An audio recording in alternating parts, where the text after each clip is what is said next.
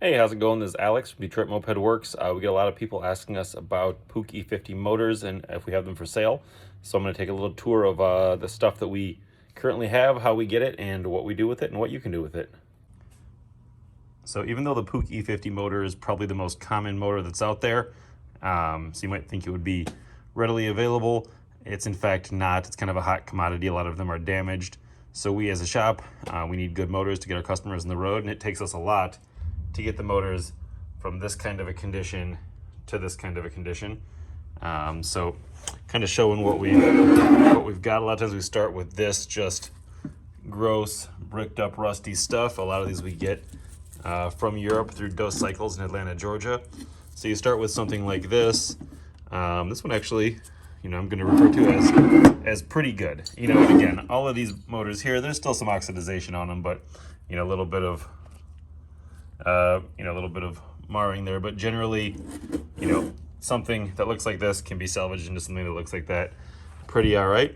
But this is also a video trying to sell these things. So if you're interested, basically any of this stuff that's up here, I'm offering at one for $100 shipped or two for $150 shipped, which I think is a pretty all right deal considering, kind of how scarce they are these days. This one here, it's rusty and crusty, but it does have kickstand, sprocket. It actually looks like beneath this, the mating surfaces are all right. The threads look okay there and there. Obviously, you're gonna have to replace your studs. This is gonna be a 4-bearing case. Oh, you do a kickstand there. It's a 4-bearing case with a drain hole in it. You can't really see it, but you'll be able to see it on the other motors that we kind of review here. And this one also comes with an output shaft. Very rusty, but I think this main gear should be able to clean up. From our experience, that's all right. And surprisingly enough, this has got no denting or cracking anywhere that we see, outside of the mud. Next one, a little less muddy than that one, a little less complete. You can see there's some denting there. I think that you should still be able to fit a flywheel in there. Worst case, you can grab some pliers and bend it out, heat it and bend it, file it, maybe just bonk it out with a hammer. That should be okay. These holes look good. A lot of times you'll see that these have got hardware stuck in them, snapped off. These are clear. Somebody has put a wood screw through there. I don't know if that's, not sure if that wood screw is necessary, if the threads are okay. The big one that you'll see with this is that all the studs have been tapped to an M7. I don't see why you wouldn't be able to just also run M7 hardware that wasn't bent. And again, you get a good output shaft with this one. Like I said, this is the European style, so the 4-bearing, but you do have a drain in there. They don't tend to leak, but I don't know why they're there. Most of the modern cases that you'll see don't have those. So number 2, relatively all right shape. A little dent, weird fat studs, but not case matched, not chipped or cracked. Number 3, same kind of motor, but it looks like somebody already took it apart. This one does have a piece of the ignition hardware snapped off in it. I think it should be extractable, but you may find a surprise with that. This is what the inside of most of these look like. I don't have any problem cleaning them and running them, but you will definitely, it'll need a cleaning to be run. Other side of it, same deal with the drain there, the drain there. Looks like there's no chipping or denting around the ignition, so that's pretty all right. Next one down the line here. So it looks like somebody has kind of sort of fluted in the ports to case match it at some point in time. It does appear that all these studs are in there nicely, so you can assume that you're doing all right there. You do have newer hardware in there, so I don't know when the last time somebody used this thing was, but good threads there. Yeah, good surface, no cracking on this. Again, it's that European style case with the extra drain. So relatively clean and intact. This next one you can see has been cleaned, but trying to get the studs out of this, you can see 2 of them snapped off. So whoever deals with this is going to have to try to extract them or drill them to a larger size or something of that nature, helicoil it, I don't know. So that'll be the big challenge with this. Otherwise, the ignition stuff looks all right. Oh, you also see that this is blown out, so you'll have to tap it, put a helicoil in it, put a reducer in there, just run bigger hardware, whatever's clever. Oh, this doesn't have that extra drain, just the singular drain in this case, and it is sort of clean, so if you are a machinist, at least this is a little bit ahead as far as the disassembly and cleaning. This one here, another blown out cylinder stud hole there. But otherwise, the surfaces look good. Good threads there. Little dented there. Again, I think that should be work withable. We would have no problem working with that. 4-bearing case again without the drain. Or wait, is that? No, that does have the drain down there. Again, not problematic. I think the sealing surfaces, mating surfaces all look good. And then the last motor that we've got on this shelf over here is actually a newer motor, so it's the 3-bearing. It does have this cool lubrication channel in there, so it takes and throws the Type F around, lubricates in there, and I don't have any problem with the 3-bearing. I know some people are worried about them. But the main thing that you'll find on this is that when we got it, these holes were all blown out to M8, so we put these M8 to M6 reducers in here. They're Loctited in. They're steel. I think they should be okay, but definitely it's the challenges that come with these old motors. This one also has got some chew marks in it. I don't know who was hungry and got into these cases. I don't think that will affect function, but they're there and they're kind of ugly.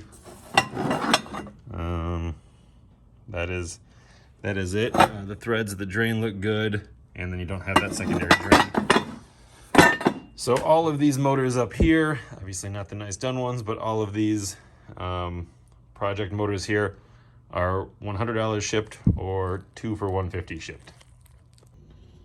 Those motors upstairs were not the only junkers that we got around here. We've also got this motor that appears was perhaps matched to a Hero or a Metro or something in the past, some huge ported kit with some JB weld on it.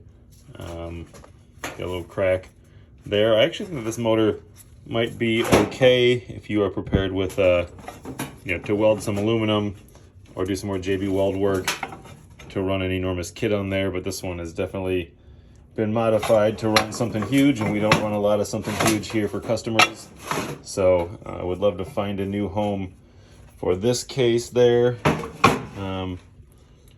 This one is marked as a kickstart engine. Oh, I guess the cover of it is top covers for a kickstart. I don't know if the bottom really is as well. You can see there's one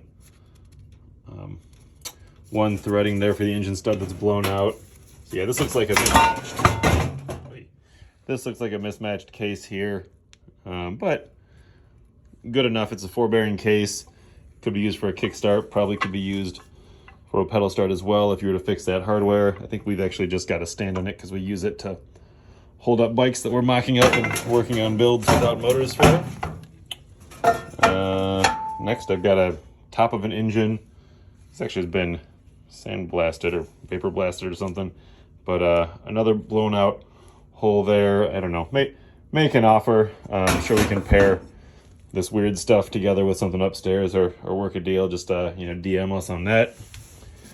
Another set of cases that were at some point matched to some kind of a larger kit. I don't know exactly what was on here. I don't think we did it. I don't assume that we did it. We don't do a ton of stuff like that. But another motor here that has got some aggressive porting done on it. And the cases look like they've been milled down a little bit. So project cases, but definitely, good aluminum. You can use it for something. Here's another one that I guess it's just got a stuck stud up top. Otherwise it looks pretty good. You can see again that we have just been using this shell here as something to another 3-bearing case there, or 4-bearing, I'm sorry. But we've been using this to hold up bikes that we build. But this probably, by just extracting that in a little cleanup, might be a good set of cases for somebody. Got a lower half of a case with a little crack, which shouldn't really have an effect, but it does have some of this ugly on the mating surface that you'll need to fix. Minor issues, it's been labeled. And then the last kind of half a case that we've got here is a 4-bearing case upper, and you can tell this has also been matched to something kind of big. Other than that, other than being matched to something kind of big and not having a friend, and then I guess somebody plugged the vent hole. So this one is here as well, but a lot of ugly motors here. But if you have aspirations for a build or just want to save some money or are a machinist or whatever, I think that you can do something with these options that we got for you. So hopefully this is helpful and kind of lets you know what we as a moped shop are working with when we put stuff together. It's not like, you know, we are not a brand new car shop, brand new scooter shop. You know, we're not just able to get the parts. Where this is the kind of situation that we start with to work our way forward. So a little insight on the stuff that we get, the challenges that we get, and some stuff for sale. So hopefully some people see these videos and buy some of this stuff. All right, I'll talk to you later. All right, probably not the most engaging content you've seen on all of YouTube recently, but you know, as they say, everything is content, and hopefully that's helpful for people that are interested in building motors or shopping for Puch e50 cases. So I guess if you're into that, if you're into the other stuff that we've got going around, the vintage mopeds, the e-bikes all over the place, the new Onyxes, or if you're local and you want to come shopping, we've got scooters, got helmets, all different kinds of cool stuff around here. So if you're into that, give us a like, a follow, share the video, that kind of a thing that people request. Also make sure you follow us on Facebook and Instagram. We're pretty active on those two forums, a lot more than our YouTube. And if you're in the area, come by. As you can see, we got a lot of stuff that I'm pacing around and showing you. So come on down to Detroit Moped Works and check out what we're all about. All right, be well.